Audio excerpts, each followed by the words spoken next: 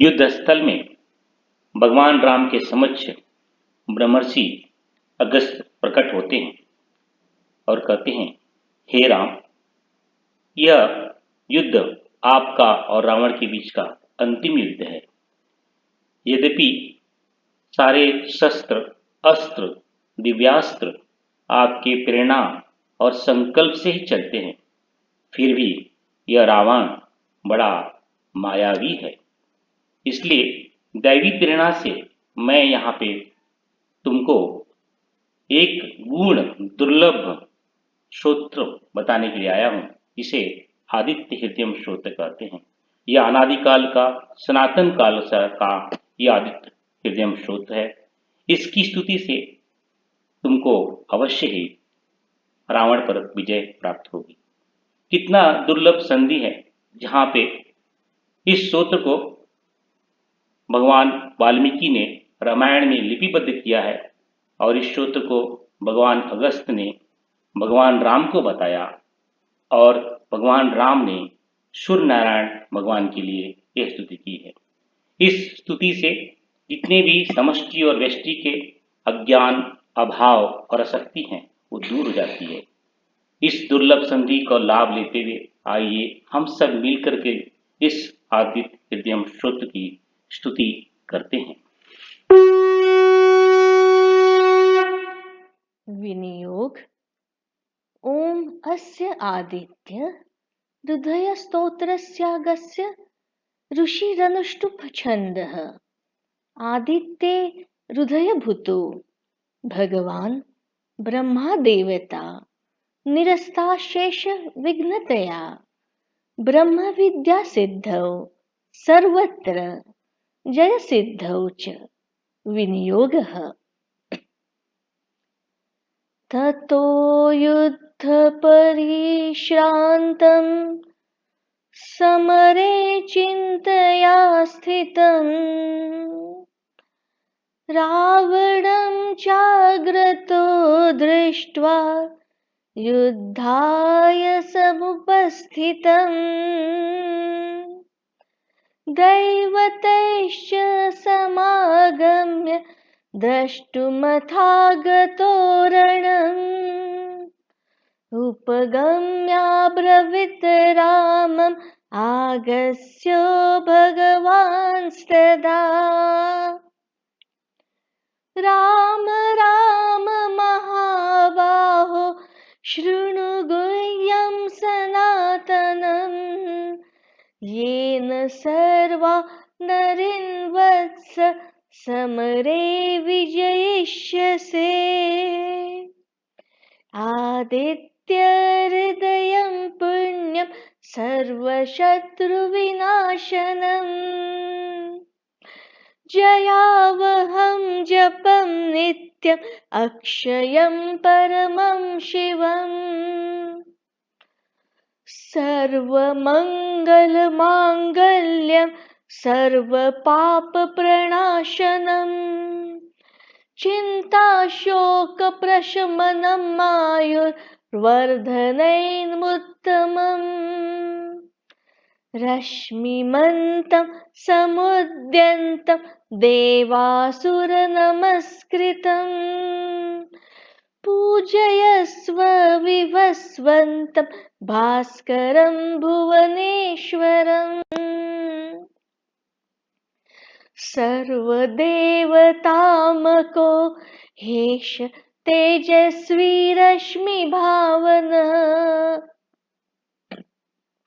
एष देवा सुरगणा लोका पाति गभस्तिभिः एष ब्रह्मा च विष्णुश्च शिवः स्कन्दः प्रजापति महेन्द्रो धनदः कालो यमः सोमो ह्यः पाम्पतिः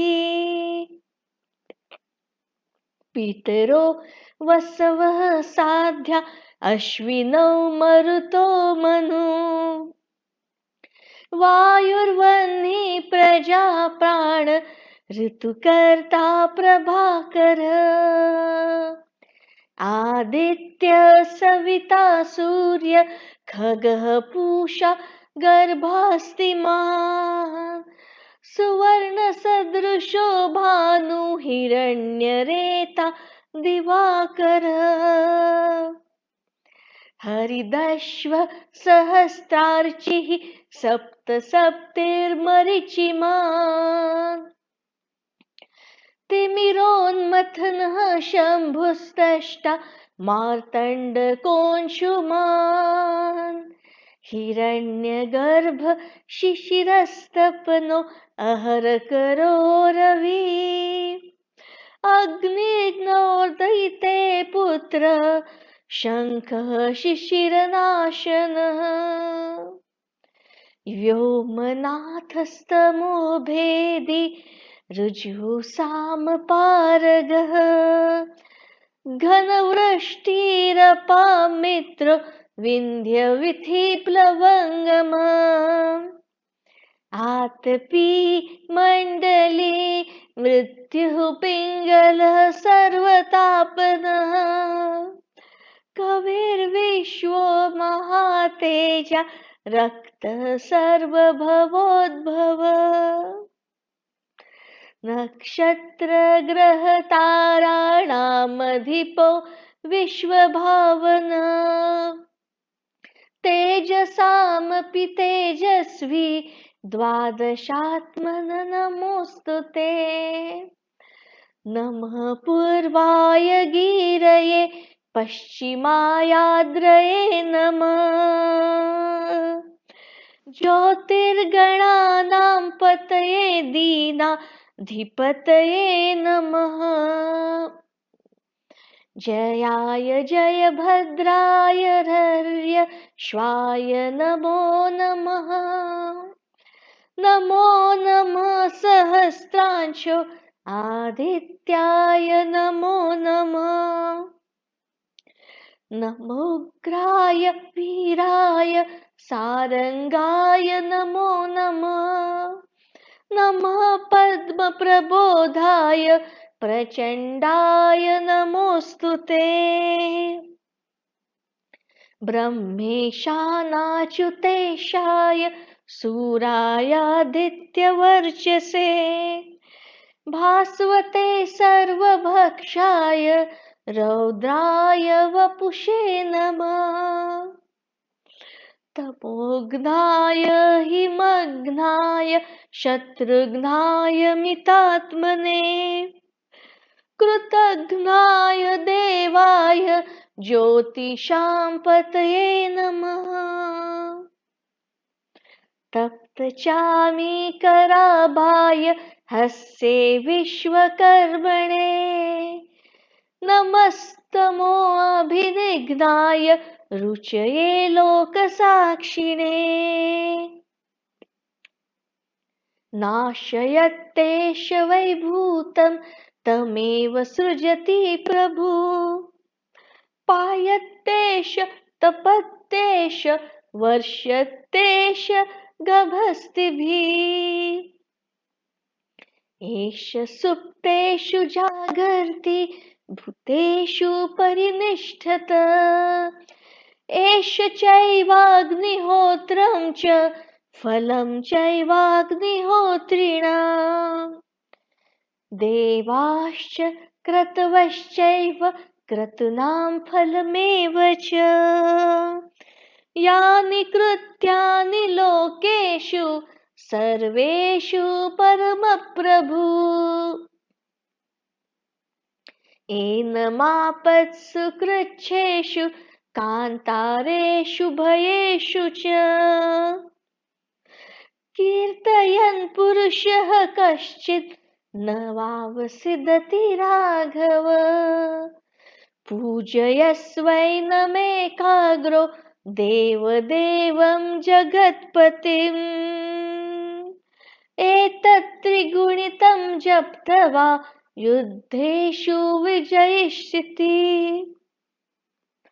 अस्मिन् क्षणे महाबाहो रावणं त्वं जहिष्यसि एवं मुक्त्वा ततो आगत्स्यो जगाम स यथागतम् एतच्छ्रुत्वा महातेजा नष्टशोको अभवत् तदा धारयामास सुप्रीतो राघव प्रयतात्मवान्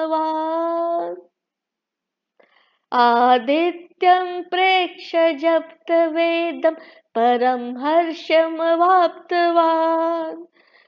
त्रिराचम्य शुचिर्भूत्वा धनुरादाय वीर्यवान् रावणं प्रेक्ष्य हृष्टात्मा जयार्थे समुपागमत् सर्वयत्नेन महता वृतस्तस्य वधे अभवत्